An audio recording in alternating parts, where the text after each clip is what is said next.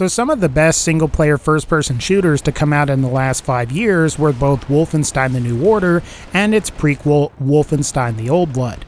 And these games are unique in the sense that they're more reminiscent of classic first-person shooters from the 90s, where you didn't have things like regenerating health, or the entire game wasn't totally focused around some kind of multiplayer component. Now that's not to say that there's anything wrong with games that do have regenerating health or a strong focus on multiplayer, but it's nice to go back and play a classic single-player FPS experience every once in a while. However, one of the cooler things about the Wolfenstein games have been some of the guns and weapons that they've introduced. For example, you have snipers that can turn into laser rifles, you have assault rifles with RPGs that are attached to them, and you can also dual-wield automatic double-barreled shotguns, all while shooting Nazis in the face.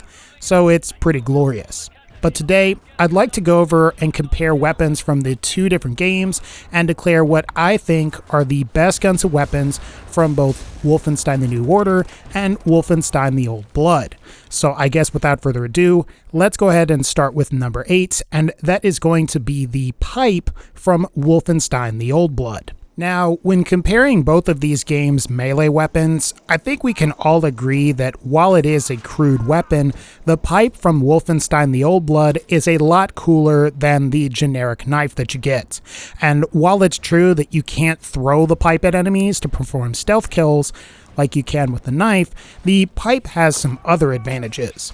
For example, the pipe can either be screwed together or unscrewed, and this could potentially affect your damage. So for example, while you're unscrewed, your attacks are a lot faster, but they deal a little bit less damage. However, when the pipe is screwed together, your attacks are going to be dealing much more damage, but your attacks will be a little bit slower. I think what actually really makes the pipe in Wolfenstein: The Old Blood, though, is the variety in stealth kill animations depending on whether you've screwed or unscrewed the weapon. And some of the unscrewed stealth kills in particular are just really brutal and ultra violent. However, they're also kind of satisfying to actually pull off. But if you ever get around to playing The Old Blood, the pipe is a pretty fun weapon to use in my personal opinion, and is a great alternative to the standard knife. Number 7. The handgun 1960 from Wolfenstein: The New Order. Now, when it comes to handguns between both the Old Blood and the New Order, the 1960 handgun is definitely the best of the bunch. After all, it's pretty difficult to compete with a pistol that has a burst fire mode. In fact, the burst fire mode can make dual wielding the handguns far more practical because you have something that sort of resembles automatic fire, but isn't really. Now, of course, just like the 1946 handgun, the 1960 variant can be suppressed as well, making it a perfect weapon for stealth play when you combined it with the throwing knives. And unlike the 1946 handgun from the Old Blood, there are several perks for both the 1960 and 1946 handgun in Wolfenstein: The New Order. And one of those is the Gun Magazine Plus, which improves your magazine size by simply getting some kills from cover. And of course, there is the Silent Shot perk, which increases the player's damage, provided they get 5 stealth kills with the handgun. But if you want my opinion, between the handgun 1960 and the handgun 1946, the 1960 handgun is the way to go because it's just the most flexible. You can go from burst fire to stealth to everything in between, and that's what I like about it. Number 6, the automatic shotgun from Wolfenstein: The New Order. Okay, so let's just face it, it would be pretty hard for Wolfenstein: The Old Blood's shockhammer shotgun to compete with the automatic shotgun from Wolfenstein: The New Order, especially once the player has obtained ricochet or shrapnel shot ammo, which allows projectiles to bounce off the surfaces. Having these ricochet projectiles makes some of the combat in more of the enclosed areas and some of the levels really tense, because while your ricochet bullets can really put the pain on some Nazis, you have to be careful because they can potentially harm you if you're firing in the wrong place. As far as perks go, you of course get your Shotgun Magazine Plus perk, which improves the automatic shotgun's magazine size by 3, provided that you achieve 10 ricochet kills while you have the shrapnel or ricochet mode active. Otherwise, there's not much else to this particular shotgun. It's just pretty awesome and can prove to be a quite powerful gun in some enclosed areas. Number 5. The Kampf pistol from Wolfenstein: The Old Blood. In my opinion, the Kampf pistol has to be one of the cooler weapons in not just the Old Blood, but possibly in a more modern FPS game. Basically, the Kampf pistol is a break-action grenade launcher pistol that might remind you sort of like a flare gun. However, instead of firing flares, you get to fire these extremely deadly grenades that pretty much obliterate groups of Nazis with just one shot. Obviously, because this weapon is so powerful, you unfortunately can't dual wield it like you can the 1946 handgun, the assault rifle, or the shock hammer shotgun from the Old Blood. And the Kampf pistol is also gimped by having somewhat uncommon ammo as well, meaning you couldn't really use the Kampf pistol throughout an entire level. But thankfully, the Kampf pistol does have a perk upgrade that will allow the player to increase the total ammo count by 3, and this upgrade is fairly easy to get, as you only have to defeat 50 enemies with the Kampf pistol. Like the pipe, the Kampf pistol ranks as being one of the more memorable weapons from Wolfenstein: The Old Blood in my personal opinion, and the concept of a break-action grenade pistol is something that I would like to really see in some other games. Number 4. The BOMBENSCHUSS sniper rifle from Wolfenstein: The Old Blood. Now, while the BOMBENSCHUSS is sort of a generic sniper rifle at first glance, I actually think that the BOMBENSCHUSS is potentially the second strongest weapon in Wolfenstein: The Old Blood.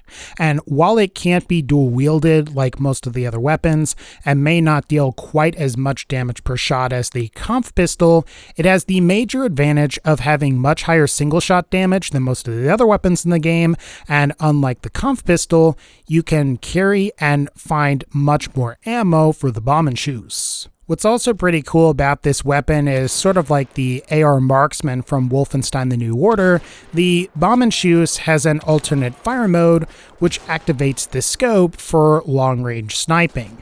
So if you want to take out some of the commanders from a distance, the BOMBENSCHUSS is actually pretty awesome for that particular purpose. And if you're curious about upgrades, you can double the BOMBENSCHUSS's magazine from 5 to 10 by simply getting 50 kills with the BOMBENSCHUSS. And keep in mind too that you don't even have to get headshots with the BOMBENSCHUSS in order to get this particular perk. In my experience, the BOMBENSCHUSS is an excellent weapon for boss fights and can make the initial as well as later parts of your playthrough far easier. Number 3. The AR Marksman rifle from Wolfenstein: The New Order. Now, while I think the AR Marksman isn't quite as powerful as the BOMBENSCHUSS from Wolfenstein: The Old Blood, the AR Marksman is a semi-automatic rifle as opposed to a bolt-action rifle like the BOMBENSCHUSS.